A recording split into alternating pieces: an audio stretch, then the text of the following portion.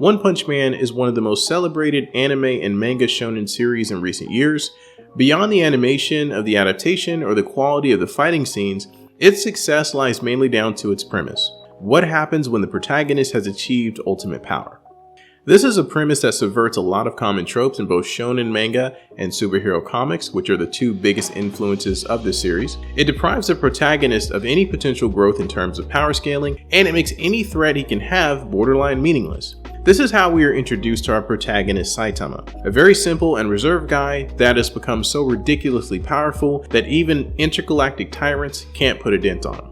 A common comment made by a person that hasn't read the manga or watched the anime series is, "So, he can beat anyone with just one punch. Doesn't that get old very quickly?" This comment, however, does have some valid arguments, but why does Saitama work so well as a protagonist? Why are his fights never boring? What makes this premise work so well?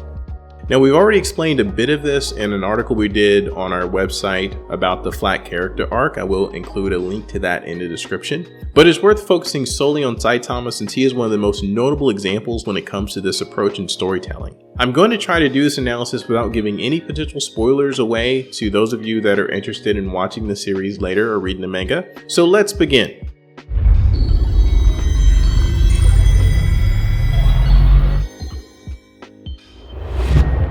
A common conception made by a lot of people is that character development is absolutely necessary for a story to work. And while that is fundamentally true, it is also worth pointing out that a protagonist doesn't have to change, but rather change the world around him or her. One Punch Man is a textbook example of a flat character arc. Saitama already had his development before the actual story. He had the event that turned him into a superhero and the training he went through to become this powerful. By the time the manga begins, he has reached his peak as a fighter and no one can match him. This is very interesting because the series obviously plays around with many tropes in manga and comics. Saitama has been compared to and viewed as a satirical version of the likes of Dragon Ball's Goku and DC Comics' Superman, and you can find elements of both in him. But he's not eagerly searching for strong rivals to fight against like Goku, even though Saitama craves a good fight. And he's not saving people every day like Superman, even though he does from time to time. Saitama is part of a world that feels a lot bigger than himself, and a lot of the events that happen in the story are subtly impacted by him, and it goes on from there. Despite his strength, he's not a known hero, and most people think he is a joke, which only adds the comedic element to the story, and it serves as a nice contrast between his power and how he is portrayed. He is also, in a way, nonchalant about his everyday activities and has lost hope of finding a strong opponent to fight against. This is why his real impact is not connected to what happens within him, but rather to the outside world. So when the story begins and Saitama starts defeating a lot of strong opponents with ease, things begin to unfold. While I enjoy Saitama quite a lot, what I like most about One Punch Man is how different the rest of the cast is when compared to him.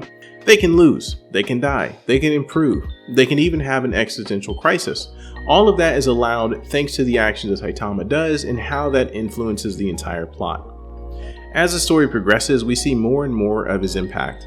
I'm not going to give you any spoilers, but some characters will go to extreme lengths just to mimic the same actions and achievements that Saitama does because of his strength, thus cementing how relevant and effective he is to the story as a whole. This is something that a lot of people that consume stories don't get, but that is why characters like Sherlock Holmes, Conan the Barbarian, Batman, and many more can remain interesting and effective even after decades, because their role isn't to change within, but rather to change the world around them, and Saitama is just like that.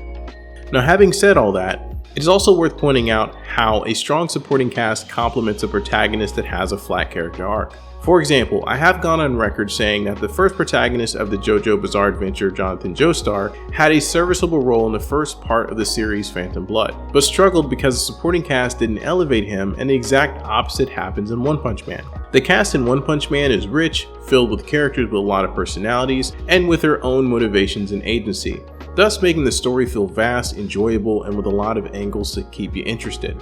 This is something that we see in series like Hunter x Hunter, where the protagonist is not necessarily the center of the universe, and there are a lot of things going on at the same time. Therefore, Saitama also benefits from the setup that the creator has established. You have a protagonist that reacts to a lot of the events that the other characters cause, and he comes in and puts his own spin on the situation. This is phenomenal because it makes the world feel a lot more realistic, and there are a lot of great subplots that don't feature Saitama at all, and they are some of the best in the series.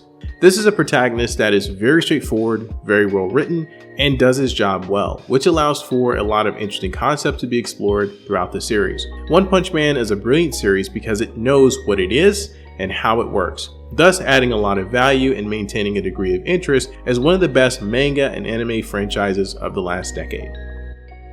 Thank you for taking the time to watch this video. Have you watched One Punch Man? If so, what are your thoughts on the series and Saitama as a whole? I'm a huge One Punch Man fan, so I would love to hear your thoughts. So let me know by leaving a comment below this video. While you're down there, be sure to give this video a like and subscribe if you're new to the channel. If you'd like any more video content from us in the meantime, check out this video where we give you some tips on your next anime convention, or check out our list of the 5 best animes for kids. Thank you so much for watching, and we hope to see you in the next video.